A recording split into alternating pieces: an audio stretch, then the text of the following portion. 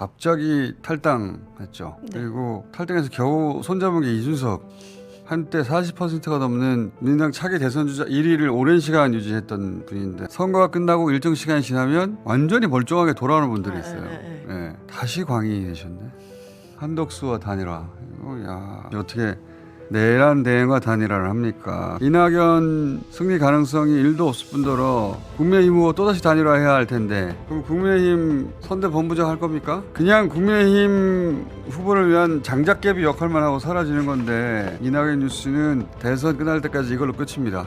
다를 가치도 없고 영향도 없고 선거에는 언제나 광이 등장해요. 제가 오랜 시간 선거를 지켜본 결과 지난 총선 광인 1호가 이낙연 전 대표였었단 말이죠. 네. 아버지 때부터 평생 골수 민주당원이었는데 본인도 이제 DJ 영입이래. 모든 정치적 자산을 민주당에 쌓았는데 갑자기 탈당했죠. 네. 그리고 탈당해서 겨우 손잡은 게 이준석. 근데 그것도 며칠 안 가서 깨졌죠. 나중에 당을 새로 만들고 뭐 야단 버석 떨고 난리도 아니었는데 문재인 정부 초대 총리였고 민주당 당대표였고 한때 40%가 넘는 민주당 차기 대선 주자 1위를 오랜 시간 유지했던 분인데 하루아침에 저렇게 광인이 되는 걸 지켜보는 거는 그 지지 여부와는 별개로 인간적으로는 안 됐었어요. 광인이 두 부류가 있어요. 네. 선거가 끝나고 일정 시간이 지나면 완전히 멀쩡하게 돌아오는 분들이 있어요. 네. 그리고 끝내 안 돌아오는 부류가 있거든요. 근데 전자가 대부분이에요. 시간이 지나면 개인마다 시간차가 있지만 돌아온단 말이죠. 이제 이낙연 상임 고문은 안 돌아오시네? 안 돌아오시는 정도가 아니라 다시 광인이 되셨네. 갈 때까지 갔다. 한덕수와 단일화. 야, 그러게요. 아무리 정치 컴백이 하고 싶어도 그렇지 어떻게 내란 대응과 단일화를 합니까? 그렇게 해서 이번 대선에 최종 대선 단일 후보가 될 가능성이 1%라도 있으면 또 모르겠어요. 한덕수 이낙연 단일화가 설사 성사된다고 하더라도 이낙연 승리 가능성이 1도 없을 뿐더러 그게 또 단일화의 끝이 아니잖아요. 국민의힘 후보 또다시 단일화해야 할 텐데 그럼 국민의힘 선대본부장 할 겁니까? 단일화가 하면 보통 그런 루트인데 그냥 국민의힘 후보를 위한 장작개비 역할만 하고 사라지는 건데 이 뻔한 게 본인 눈에 안 보이나? 안 보이나 봐요. 그러니까 광인이라고 하는 거예요. 그래서 이번 대선 공식 광인 3호로 지정하는 바인데 네. 이낙연 뉴스는 대선 끝날 때까지 이걸로 끝입니다. 다를 가치도 없고 영향도 없고. 근데 따라 나온 뉴스가 정세균 영입 시도 뭐 이런 뉴스 있었죠. 네. 이건 택도 없는 뉴스입니다. 네, 정세균 측도 이야기했습니다. 예. 이분은 선거 광인이 된 적은 없어요. 네. 예. 그리고 광인 1호 뉴스 좀 봅시다. 광인 1호 30일 사퇴가 아니라면서요.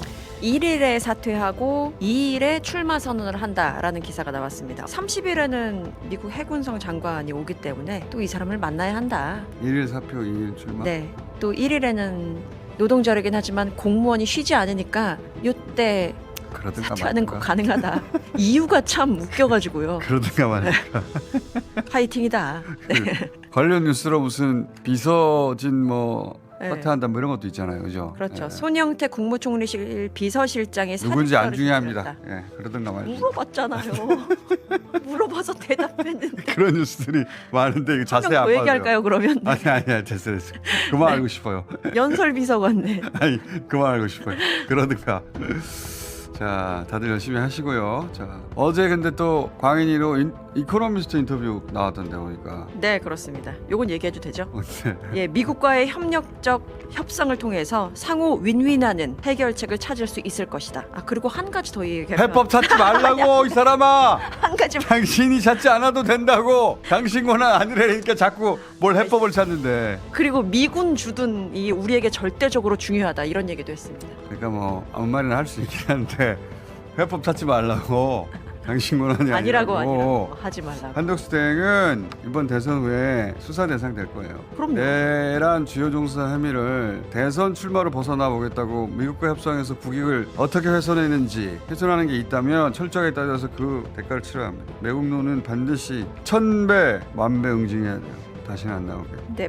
계속 사람 관련 뉴스. 이재명 후보도 일단 윤여준 전 장관을 영입했다는 뉴스가 있어요. 네, 그렇습니다. 윤여준 전 환경부 장관 보수 책사로 불렸는데 공동 상임 선대위원장을 맡을 안이 유력하게 지금 나오고 있습니다. 공동 상임은 여러분들이 합니다. 그저께 수락연설에서 그랬잖아요. 이념 진영 이야기는 이제 더 이상 하지 않겠다. 그럴 시간이 없다. 그 윤여준 선대위원장이 기사는 있구나. 저 어디야? 어디 고깃집 같은데. 그러게요. 여의도겠죠? 이재명 후보가 딱 그 얘기를 해놓고 시작하거든요. 이념 진영 이야기는 더 이상 하지 말자. 더 이상 이념과 사상 진영에 얽매여서 분열과 갈등을 반복할 시간이 없습니다. 사실은 경선 내내 저 이야기를 했어요. 정규재 씨 방송에 나가고 뭐 정규재 조갑재 두 보수를 대표하는 농객과 따로 만나서 또 이야기 나누고 뭐 그런 기사들 계속 나왔잖아요. 네. 주말에는 정규재 씨가 이제 후보 수락 연설 보고서 SNS 칭찬하는 글을 올렸더라고요. 네. 그리고 조갑재 씨는 어제 MBC하고 인터뷰를 또 따로 했어요. 뉴스아이킥에서 인터뷰를 네. 했어요. 첫 번째 행보가 외연 확장입니다. 예. 어떻게 평가하십니까? 한국 보수가 거의 괴멸 상태입니다. 예. 이재명 후보는 중도화를 한다고 그래요. 예. 근데 중도화를 하는 정도가 아니라 보수화를 하는 예. 거 아니냐 하는 그런 예. 생각이. 이 사람들이 극우화 해버렸잖아요. 그죠? 예. 진짜 보수는 비어 있는 거예요. 예. 이 속으로 지금 이재명 후보의 우클릭 예. 노선이 지금 먹히고 있는 과정이 아니냐 하는 생각이 드는데 보수가 그거하고 그 빈 공간을 이재명이 먹고 있다 이런 얘기인데 이어서 하는 얘기도 들어보세요. 지금 민주당은요. 좌부터 보수의 무주공산 거기까지 다 차지하게 되는 이런 상황이 펼쳐지는 건가요? 상당히 스펙트럼이 넓어진 예. 거죠. 이념 지형이 바뀐 것 아닙니까? 예. 그러니까 반공이냐 아니냐 이걸로 지금 따질 수 없는 예. 거 아닙니까? 헌법을 수호하느냐 예. 아니면 사실을 인정하느냐 예. 요 두 가지를 가지고 공감대를 가지면은 허심탄회하게 이야기할 수가 있습니다. 그렇습니다. 그런데 예. 이번에 좌든 우든 이렇게 가리지 말고 예. 진보 보수 가리지 말고 계엄에 반대하느냐 찬성하느냐 그다음에 부정성 음모론 믿느냐 안 믿느냐로 예. 나누어 버리면은 상식파와 예. 음모론파로 예. 나눌 수 있다고 생각해요. 이번 대선의 전선을 계엄을 어떻게 생각하느냐. 헌법 수호 세력과 아닌 것으로 잡아야 한다. 이런 이야기를 제가 정규재 조갑재 같은 보수를 대표하는 농객들에게 들을 주에 제가 정치에 실눈을 뜬 게 87년이에요. 네. 그 이후로 처음 보는 일입니다. 그렇습니다. 야, 그래서 이재명 후보를 조선일보가 87 체제 이후 최강 후보라고 하는 거예요. 조선일보가 이런 건 눈치 빠르거든요. 어제자 기사였죠. 네, 맞는 이야기입니다. 예. 지금 민주당 내 득표율도 그러하고 국회 상황도 그러하고 그다음에 상대 후보들의 지지부진함을 보세요. 그러니까 윤여준 전 장관뿐만 아니라 더 많은 보수 인사들이 스스로 찾아올 거라고 보는데 보수가 없어졌어요. 네.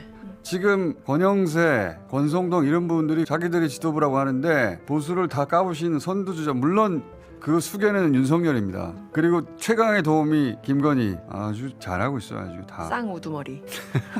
산산조각을 내가지고 가루로 만들어내고 있어요. 보수를. 그러니까 그 무주공산인 경우 저런 분들이 갈 곳 몰라 하며 두리번거리다가 이재명을 찾는 거예요. 그 영입 인사들 중에 이제 뭐 예를 들면 김상욱 현 의원 네네. 같은 분들도 대상으로 삼는 것 같더라고요. 보니까. 네, 뭐 김상욱 의원에 대해서 계속 그 탄핵 표결 찬성을 했으니까 참석했고 그래서 꾸준히 영입을 시도했던 것으로 확인이 됐다라는 기사가 있습니다. 그 사실 김상욱 의원 자체도 탄핵 표결 이후에 민주당 의원들과 접점을 늘려갔다라는 이야기도 돌고 있었고요. 전통적인 민주당 지지자들 중에는 이런 영입이 불편한 분들도 있을 수 있어요. 아니 그 자리에 내가 지지하는 정치인이 있는데 이제 큰 선거에서는 아무리 앞서가도 이런 영입 하나하나가 다 중요해요. 아 대세는 기울었구나 끝났구나 하는 심증을 만드는 과정이거든요. 이기는 경기는 시작하기 전에 다 이겨놓고 시작하는 겁니다. 네. 그러는데 필요한 영입은 계속 해야 한다는 게 제 생각이고 선거 전에는 그리고 선거 때는 승리를 확인하는 거죠. 그렇습니다. 땡 아니죠 딩동댕. 깜짝이야. 땡이 아니라 그렇죠. 땡 해가지고. 딩동댕. 자